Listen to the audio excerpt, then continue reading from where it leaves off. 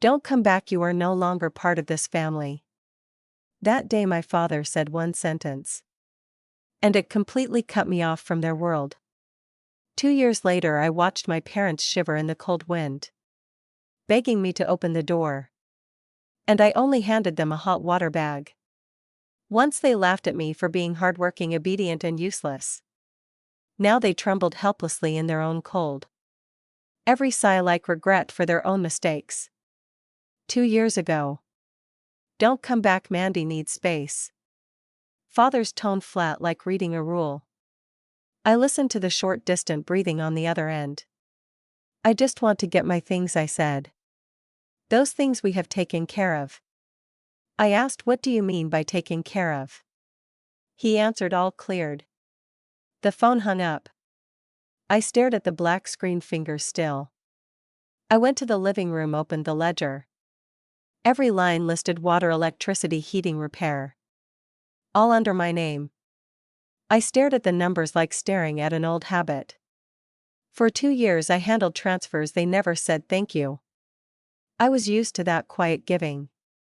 That night I logged into my account and found the heating company page.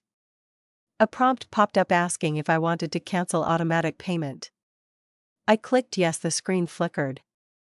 Email notification service will end at the end of the month.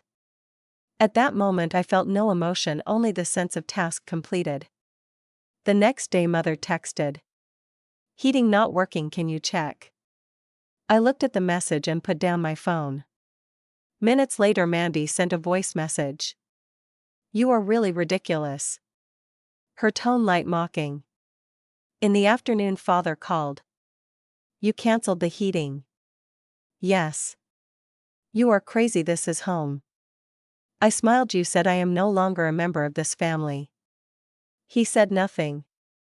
Only his short breath in the air. Then he hung up. Night snow began to fall. I cooked noodles in the kitchen, water boiling violently. Phone vibrated on the table several times. I didn't pick up. 3 days later mother's voice message. Your dad has a cold. I deleted the message. Mandy posted on social media, some people are cold as stone. Her friends commented, comforted, liked each post. I turned off my phone. At the office the printer hummed. Colleague handed me reports, I signed, stamped, everything as usual. No one knew I had cut off more than just the bills. A week later doorbell rang. I opened the door. Mother stood there wearing an old coat. Snow on her hair. She held a bag of bread. It's too cold at home, she said. I stepped aside, making space. She shook her head, not coming in. Then what are you here for?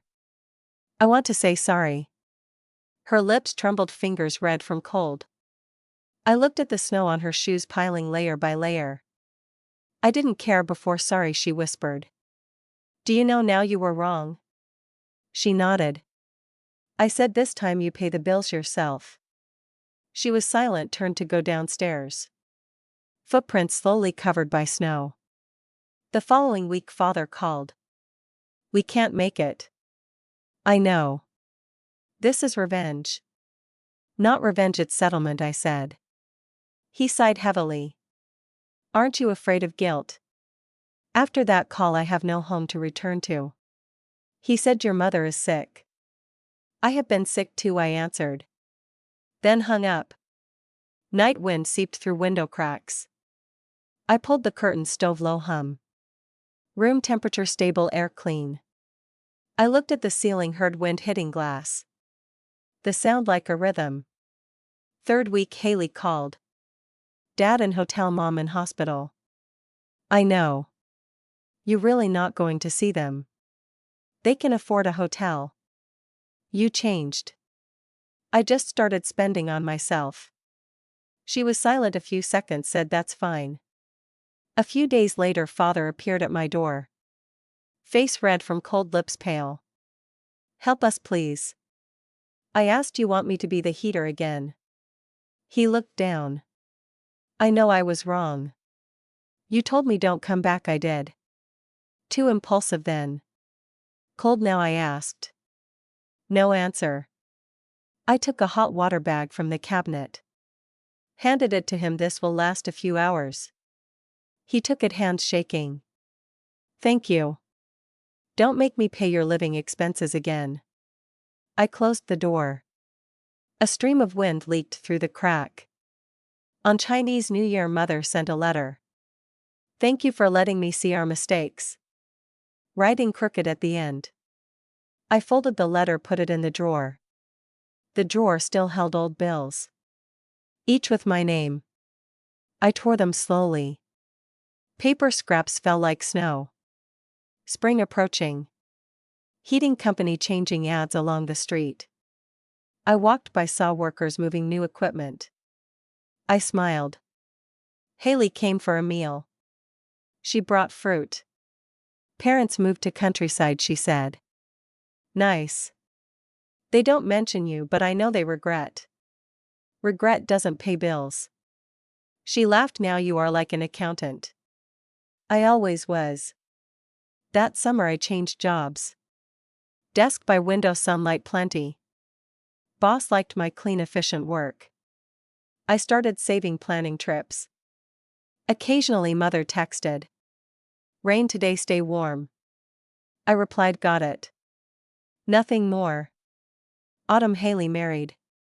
I went to the ceremony, sat in a corner. Music soft, lights bright.